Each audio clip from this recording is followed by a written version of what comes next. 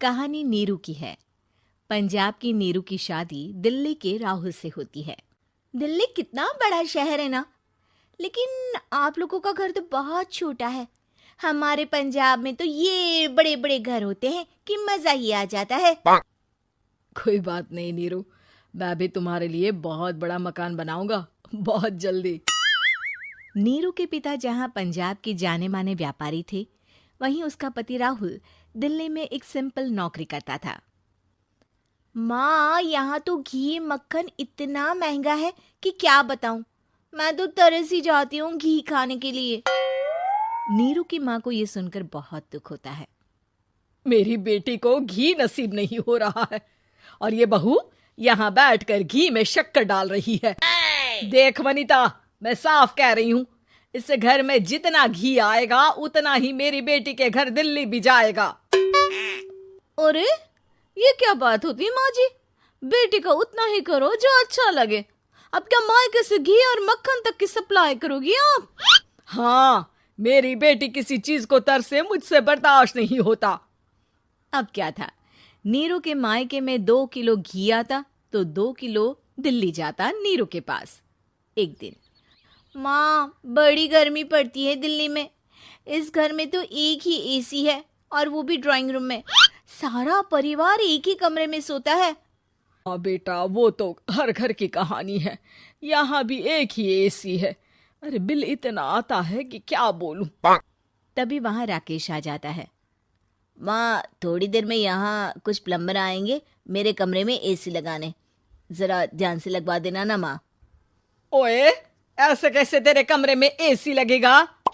हाँ राकेश, एक बार बात तो कर लेता। अरे पापा, वो वनिता को गर्मी में नींद नहीं आती। ड्राइंग रूम में सबके साथ सोने में वो अनकंफर्टेबल है, इसलिए। अरे पूरे परिवार के साथ वहां तेरी बहन नीरू भी तो सोती है। वो नहीं हो रही क्या अनकंफर्टेबल? समझ रहा है ना? अगर एसी लगेगा तो एक दिल्ली में तेरी बहन के कमरे में भी लगेगा, तभी तू लगा सकेगा। राकेश वनिता को सारी बात बताता है। वनिता करती भी क्या, मन मार कर बैठ जाती है। माँ, ये लोग ठीक नहीं है, क्या करूं मैं? अरे बेटी, यहाँ आ जा, तू यहाँ आकर रह ले। अरे छोड़ दे ऐसे पति को। कैसे छोड़ दूं माँ? समाज क्या कहेगा, लोग क्या कहेंगे? वैसे भी मेरा एक बेटा है मयंक। अरे हटा बेटा, तेरी उम्र ही क्या है, इतनी परेशान रहेगी तो काम कैसे चलेगा।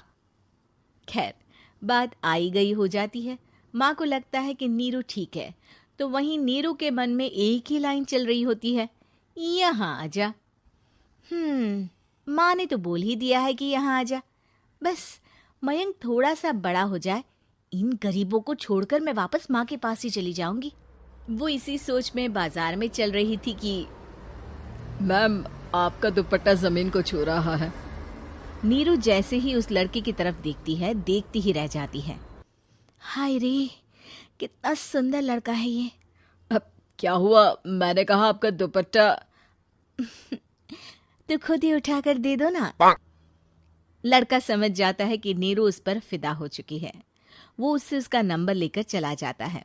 अब क्या था, नीरू और रोहित में लगातार बातें होने लगती है। मैं हरियाणा का रहने वाला हूँ, यहाँ एक बड़ी कंपनी का मैनेजर हूँ। अच्छा, और कितने बच्चे हैं तुम्हारे? बच्चे? अरे मेरी तो शादी भी नहीं हुई है। तुम बताओ, शादी करोगी? नीरू शर्मा जाती है। अब लेकिन मैं तो पहले से ही शादीशुदा हूँ। मुझे फर्क नहीं पड़ता, बस तुम शादी कर लो, भाग चलते हैं। बहुत पैसे वाला हूं मैं, हमेशा खुश रखूंगा तुम्हें। नीरू रोहित से मिलकर सारा प्लान बना लेती है और फिर एक दिन घर से भाग जाती है। दोनों शादी कर लेते हैं। शादी के बाद, क्या बात है नीरू, तुम्हें परेशान सा देखता हूँ, सब ठीक तो है ना? हाँ, सब ठीक है।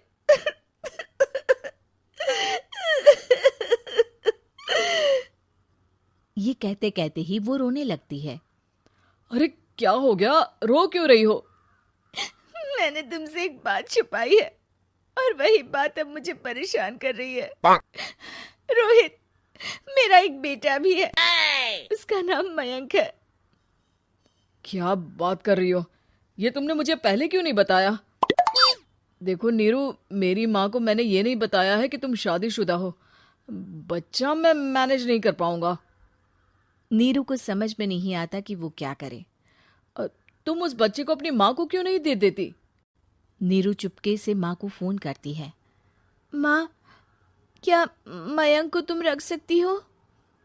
बेटा, मैं राकेश के साथ बात करती हूँ।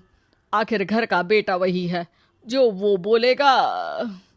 वैसे भी बेटा, तूने जो किया है ना, उसके बाद से पूरा घर तेरी बुराई कर रहा है।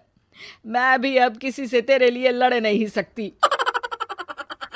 राकेश बेटा, नीरू ने तो जो किया बहुत ही बुरा किया, लेकिन मैं सोच रही थी कि क्यों ना मयंक को हम यहाँ ले आए। तभी वनीता बोल पड़ती है। वाह जी, ऐसे कैसे यहाँ ले आए? यहाँ क्या भंडारा भरा है? और जिस बच्चे की माँ ने नहीं सोचा, उसके लिए हम क्यों सोचे? नीरू को एक बार तो अपने बच्चे के बारे में सोचना चाहिए था ना। अरे लेकिन तेरे पास भी तो लड़का नहीं है ना वनीता। माँ, वनीता ठीक बोल रही है। कल को वो बड़ा होकर इसी घर का हिस्सा मांगेगा तो हम क्या करेंगे? माँ कहती भी तो क्या, वो चुप रह जाती है। वहीं नीरू का पहला पति कहता है। माँ, अगर आज भी वो वापस आ जाए तो मैं उसे माफ कर दूंगा। बेटा, गरीबी चीज ही ऐसी है, क्या करेगा? तू तो अब मयंक का सोच। वो बेचारा तो बिना माँ का हो गया। मयंक के खातिर तू दूसरी शादी कर ले बेटा। लोगों के लाख समझाने के बाद नीरू के पहले पति की शादी रिद्धि से हो जाती है, जिसके पहले पति से 2 बच्चे होते हैं। देखो जी, मैंने शादी सिर्फ बच्चे के खातिर की है। मैंने भी शादी सिर्फ बच्चों के खातिर की है। वहीं नीरू के दूसरे पति के मन में ये बात घर कर जाती है कि नीरू एक मासूम बच्चे को उसके खातिर छोड़ कर आई है। अब देखो नीरू, मुझे लगता है कि जो औरत अपनी कोख का बच्चा छोड़ सकती है, वो तो कुछ भी कर सकती है। कल को तुम्हें मुझसे अच्छा कोई मिल गया तो तुम तो मुझे भी बाय बाय कर दोगी ना। नीरू को अब उसका दूसरा पति ताने देना शुरू कर देता है। तंग आकर नीरू उसके यहाँ से भागकर अपने पहले पति के पास चली जाती है, लेकिन ससुराल में क्या लेने आई है नीरू, मयंक को? नहीं नहीं सासू माँ, मुझसे गलती हो गई, मुझे माफ कर दीजिए। नीरू, अब वक्त खत्म हो गया है, मेरी शादी हो चुकी है।